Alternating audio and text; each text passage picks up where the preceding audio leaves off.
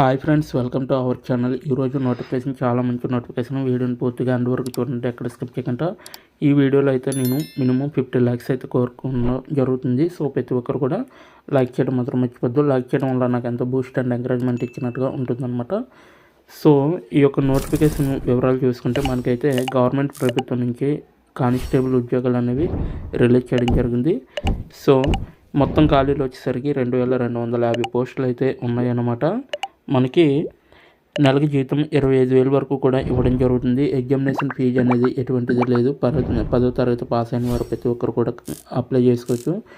So భారతదేశం అంతటా కూడా ఇది రిలీజ్ చేయడం జరిగింది కాబట్టి ఏపీ వారు, టీఎస్ వారు ప్రతి ఒక్కరు కూడా అప్లై చేసుకోవడానికి అర్హులని చెప్పడం జరుగుతుంది. సో ఎవరు మిస్ కావద్దు ఇటువంటి నోటిఫికేషన్ని.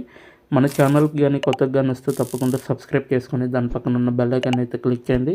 అప్పుడే నేను పెట్టిన ప్రతి వీడియో కూడా మీ వరకు నోటిఫికేషన్ రూపంలో వస్తుంది. ఇక లేట్ చేయకుండా నోటిఫికేషన్ పూర్తి డీటెయిల్స్ ఇప్పుడు మనం తెలుసుకుందాం. ఎక్కడ స్కిప్ చేయకుండా చూడండి. ఇక్కడ చూడండి, 2250 పోస్టులు అనేది ఇవ్వడం జరిగింది. రైల్వే ప్రొటెక్షన్ ఫోర్స్ కింద, ఆర్పిఎఫ్ కింద ఈ యొక్క రిక్రూట్మెంట్ అనేది రావడం జరిగింది. ఆల్ ఇండియా అప్లై చేసుకోవచ్చు అనేసి ఇవ్వడం జరిగింది. భారతదేశం మొత్తం అనమాట. ప్రభుత్వ పరీక్షల నవీకరణలో చివరి తేదీ వచ్చేసరికి త్వరలోనే అనౌన్స్ చేయడం జరుగుతుంది అనేసి వీళ్ళైతే చెప్పడం జరిగింది. అయితే railway protection force RPF 2024 recruitment కోసం తాజా నోటిఫికేషన్ను విడుదల చేసింది. సబ్ ఇన్స్పెక్టర్ కానిస్టేబుల్ పోస్టుల కోసం దరఖాస్తులు ఆహ్వానించబడ్డాయి. విద్యా అర్హత వివరాలు, అవసరమైన వయోపరిమితి, ఎంపిక విధానం, ఫీజు వివరాలు మరియు ఎలా దరఖాస్తు చేసుకోవాలి అనేక వివరాలు వంటి వివరాలు మీకైతే కింద డిస్క్రిప్షన్లో ఇవ్వడం జరిగింది. సో ఇక్కడ కూడా చూడొచ్చు, కింద ఇవ్వబడ్డాయి అనేసి ఇవ్వడం జరిగింది. సంస్థ వచ్చేసరికి మనకైతే రైల్వే ప్రొటెక్షన్ ఫోర్స్ ఆర్పిఎఫ్ అనేసి ఇవ్వడం జరిగింది. అలాగే మనకి ఉపాధి రకం వచ్చేసరికి రైల్వే ఉద్యోగాలు అనేసి కూడా ఇవ్వడం జరిగింది. ఖాళీల సంఖ్య చూసుకుంటే 2250 పోస్టులు అయితే ఉన్నాయి.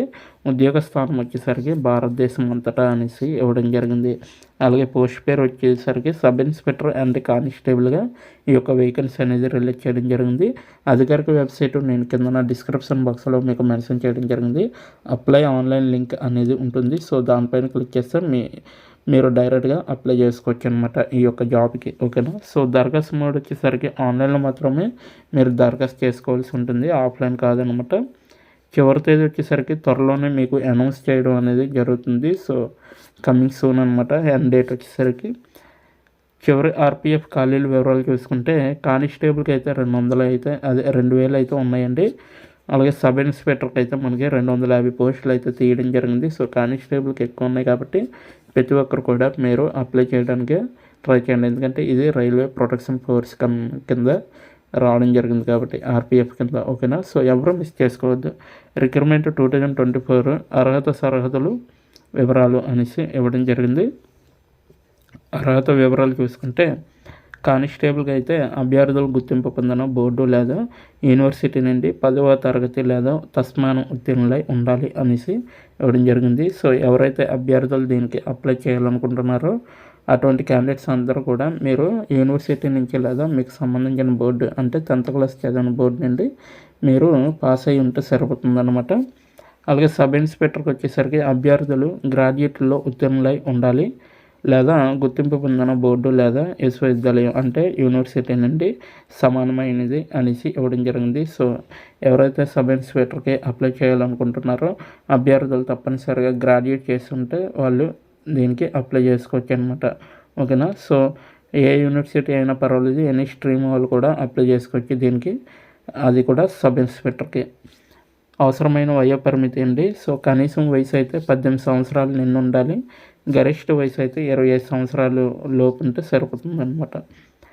ఆర్పిఎఫ్ ఖాళీ 2024 కోసం జీతం ప్యాకేజీ మరియు ఎంపిక ప్రక్రియ అనమాట. సో జీతం వచ్చేసరికి మనకి 25,000 వరకు కూడా స్టార్టింగ్ శాలరీ అనేది ఉంటుందండి. సో ఇదైతే పూర్తిగా నోటిఫికేషన్ చూసి నేనైతే మీకు ఇక్కడ ఎక్స్ప్లెయిన్ చేయడం అనేది జరుగుతుంది. సో మీరు డైరెక్ట్గా వెళ్ళి చెక్ చేసుకోవచ్చు. దాని యొక్క లింక్ కూడా నేను కింద డిస్క్రిప్షన్ బాక్స్లో ప్రొవైడ్ చేయడం జరిగింది. అక్కడికి వెళ్ళి మీరు డైరెక్ట్గా అప్లై చేసుకోవచ్చు. అయితే నెక్స్ట్ వన్ చూసుకుంటే మనకి ఎంపిక ప్రక్రియ అనమాట. సో ఎంపిక విధానం ఎలా ఉంటుందంటే కంప్యూటర్ ఆధారిత పరీక్ష అనేది ఉంటుంది. అంటే online test, computer based test అనేది ఉంటుంది. ఫిజికల్ ఎఫిషియన్సీ టెస్ట్ అనేది ఉంటుంది. ఫిజికల్ మెజర్మెంట్ టెస్ట్ అనేది కూడా ఉంటుంది అనమాట. అలాగే డాక్యుమెంట్ వెరిఫికేషన్ చేస్తారండి. డాక్యుమెంట్ వెరిఫికేషన్ చేసి అలాగే నెక్స్ట్ ఇంటర్వ్యూ కండక్ట్ చేసి మిమ్మల్ని అయితే రిక్రూట్ చేసుకోవడం అనేది జరుగుతుంది.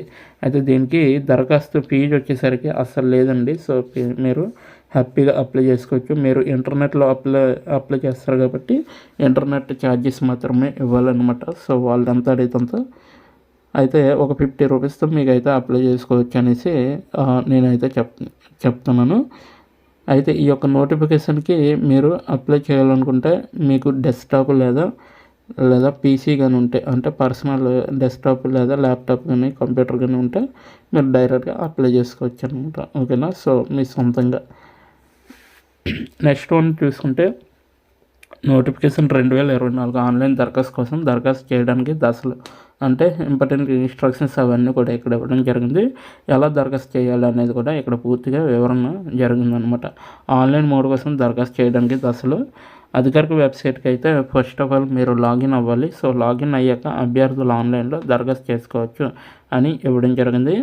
అభ్యర్థుల అవసరాలకు అనుగుణంగా అర్హత ప్రమాణాలను నెరవేర్చారని నిర్ధారించుకోవాలి అనేసి ఇవ్వడం జరుగుతుంది.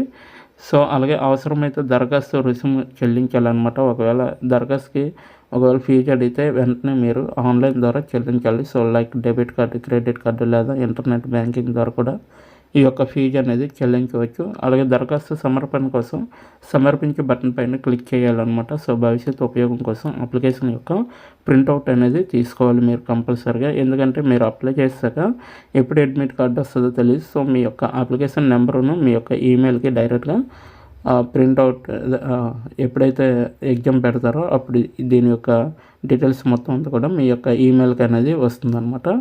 అలాగే మీకు ఫోన్ నెంబర్ కరెక్ట్గా ఇస్తే మీ యొక్క ఫోన్ నెంబర్కి కూడా మెసేజ్ అనేది రావడం జరుగుతుంది. నెక్స్ట్ వన్ చూసుకుంటూ ముఖ్యమైన సూచనలు అంటే ఇంపార్టెంట్ ఇన్స్ట్రక్షన్స్ అనమాట. ఇవి దరఖాస్తు చేయడానికి ముందు అభ్యర్థులు నోటిఫికేషన్లో ఇచ్చిన సూచనలు చాలా జాగ్రత్తగా పరిశీలిస్తారు.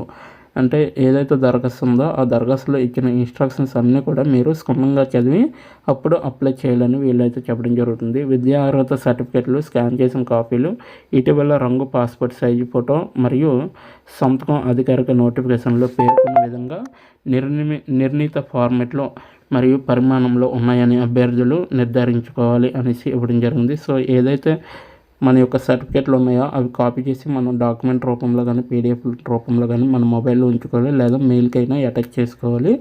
అయితే మీ యొక్క సంతకం అనేది అలాగే మీరు బాగా దిగిన ఫోటో ఏదైతే ఉంటుందో హెచ్డీలో ఆ ఫోటో అనేది మీరు జాగ్రత్తగా ఉంచుకోవాలి. ఇక్కడైతే మీకు ఏ ఫార్మెట్లో అయితే అడగడం జరుగుతుందో ఆ ఫార్మెట్లో మీరు సేవ్ చేసుకొని ఉంచుకొని సో మీరు డైరెక్ట్గా దీనికి అప్లై చేయొచ్చు అనమాట. దరఖాస్తుదారు సరైన ఫోటోగ్రాఫ్ అప్లై చేయకపోతే అతను ఆమెని అభ్యర్థిత్వం రద్దు చేయబడుతుంది అనేసి ఇవ్వడం జరిగింది. సో ఎవరైతే మేల్ అండ్ ఫీమేల్ క్యాండిడేట్స్ ఉన్నారో కరెక్ట్గా కానీ ఫోటో కానీ అప్లై చేయకపోతే మీ యొక్క అప్లికేషన్ అనేది క్యాన్సిల్ చేస్తారనమాట.